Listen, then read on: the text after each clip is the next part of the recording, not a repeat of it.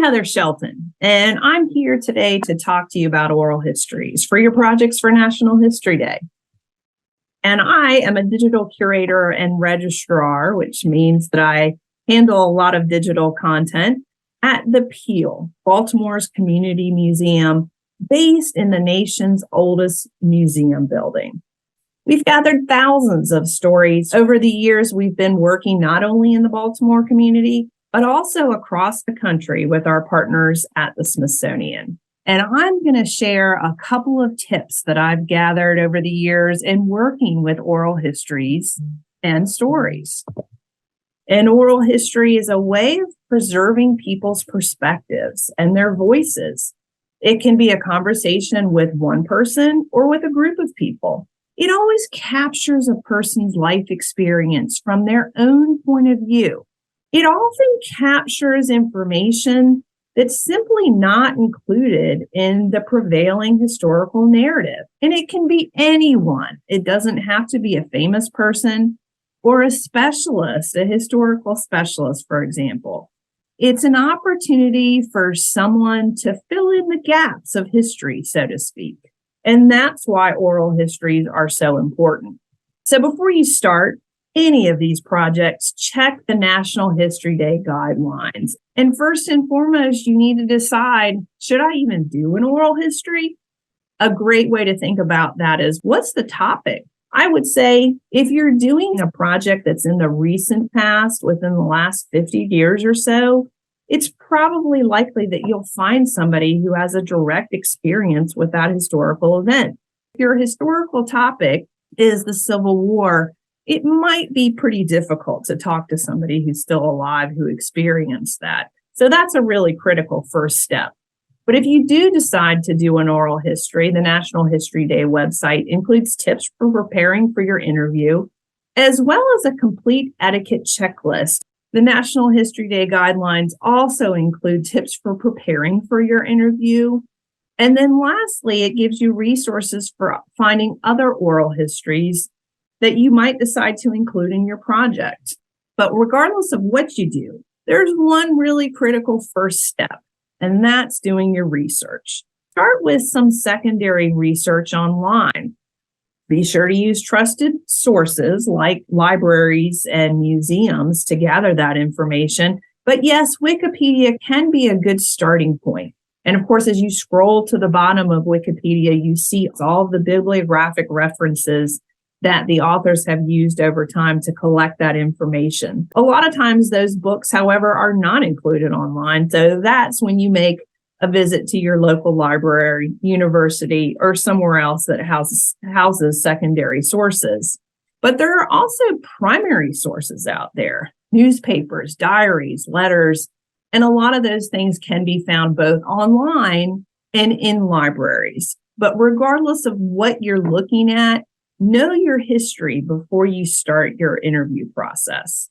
So if we are going to do our interview, where do you find that person? And that can be one of the most challenging aspects of doing oral histories, finding the right person to talk to. Word of mouth is a great way to start. Asking teachers, colleagues, neighbors, friends, librarians, and of course, local museum staff if they have any contacts. Chances are someone's going to know somebody that might fit the timeline that you're researching.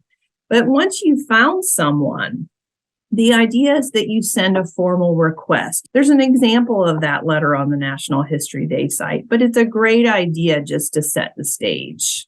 You might also ask them if they could possibly send you a brief history of their life and include some important life experiences so that you can come into the interviewing, know a little bit about that person. But there are other critical details that you want to think about. How do you prepare for the interview? The very basic level, you want to agree to the timing, the length of the interview. You want to know when it's going to be, where it's going to be. From your perspective, you want to find a location where you can minimize disruptions, particularly from things happening in the background or audio that might be coming in from the street, etc. Wherever you decide to do your interview, one thing that you must do is collect a release form. A release form is written permission that that person gives you to record their story. that gives you the ability to use their story in your National History Day project, or even to give that oral history to a local museum. So you can't just show up to the day of the interview and wing it. We certainly want to prepare some questions for our interviewee. And it's nice to sort of break the ice with somebody to get to know them a little bit better. You might start the interview with something like, where did you grow up? Tell me about your hometown, or tell me a little bit about yourself. It just helps establish the rapport between you and the interviewee, and it'll help things flow a little bit. But once you get into the real questions, you want to make sure that you're structuring those in a way that really elicits a thoughtful, deep response from the person that you're talking to. So you want to try to avoid asking yes or no questions. Did you do something? Were you there? So instead of asking, did you land at Normandy Beach? How about trying something like, what was it like to be at Normandy Beach? Or can you describe the sights and sounds you've experienced while there? But regardless of what you are asking somebody, it's helpful to share those questions with the interviewee ahead of time so that they can really develop some thoughtful responses to the interview itself. So we've thought about our questions. Now we have to think about actually doing the recording. And these days, as I mentioned, it's important to pick a physical location if you're doing that on site, but you can certainly use technology to help you out.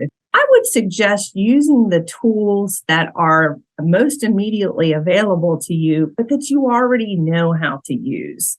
If you want to create a Zoom session or a Skype meeting or a Google Meetup, all of these things are viable options when it comes to recording in oral history.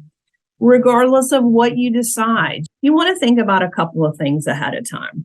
The lighting, for example, background noise, background visuals, Wi-Fi connection, and any of those external notifications are coming through your phone. So put your phone on silence and ask your interviewee to do the same as well.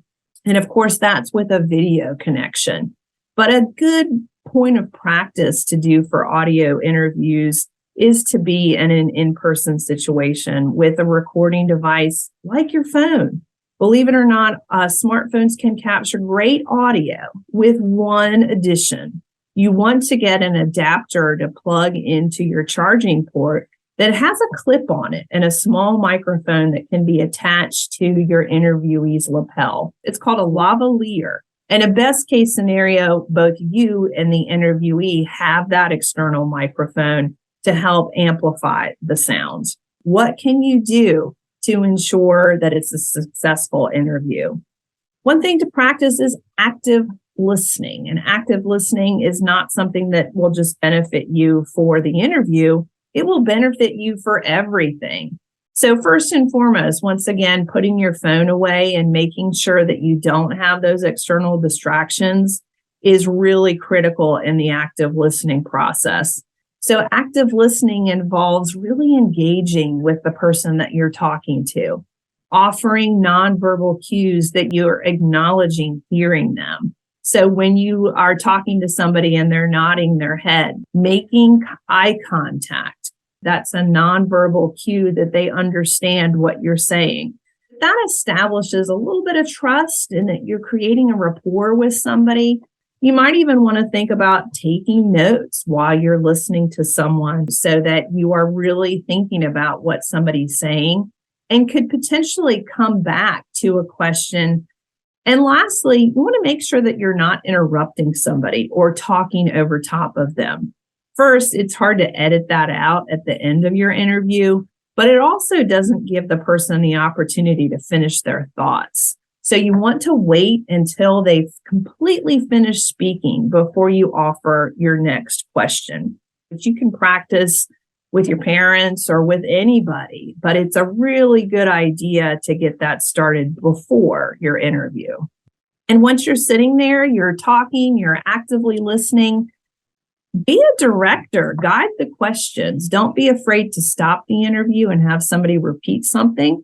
But let's say you are talking to somebody and you really want to acknowledge that you understand what they're saying.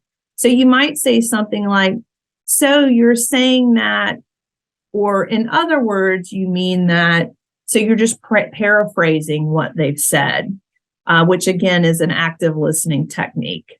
Now, let's say you're moving on to a new question and you want to, again, establish that rapport. So you might say, I agree with you about that. Or if you disagree, I understand your perspective, but I see a slightly different way of thinking about it. So there are ways of acknowledging somebody's experience and then offering your own opinion.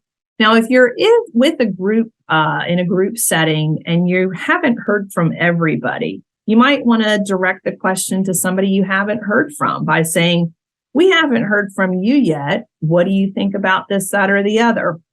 And that ensures that everybody in the group has an opportunity to speak.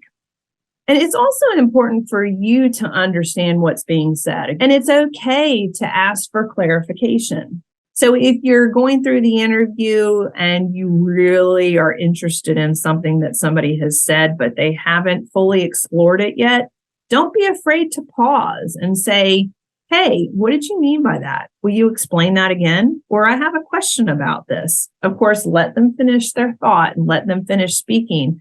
But the next time you interject, you could say, could you go deeper into that experience, etc.? That will elicit an even deeper, richer response from the interviewee. So on the day of the interview, as you start the recording, you actually want to start with some basics. You're going to say your name and the name of the interviewee. You want to include the full date of the recording session, the location of the interview, and you want to give a synopsis of what the interview actually includes. Now, this might not make it into your final cut when it comes to your National History Day project, but if you decide to donate the interview to a local museum or library, it becomes really important to get a sense of the context of what's included in that interview. So we've talked a lot about oral histories, and maybe you only want to do one interview and you want to include other oral histories that you can grab from external sources. Where do you find those? The number one place that I always look for oral histories is the Internet Archive. And the reason why I put that at the top of the list is because it's easy to search. And all of the resources that I've listed here, Library of Congress, National Archives, Smithsonian, presidential libraries and museums, all of them include oral histories with any number of historical figures as well as everyday people. Believe it or not, YouTube can actually help, again, as a starting point, but sometimes it requires follow-up. If you find that there are a number of oral histories that have been posted by reputable sources that can be verified, for example, libraries or museums, you could potentially contact that library or museum to see if you could actually use it in your project. Stick with the search. Sometimes the databases can be dense, but it never hurts to reach out to a librarian or a museum professional if you need help. I'm wishing you the best of luck with your National History Day projects. Get out there, talk to people, and I promise you, you will learn a lot from this experience. And we can't wait to see what you've discovered.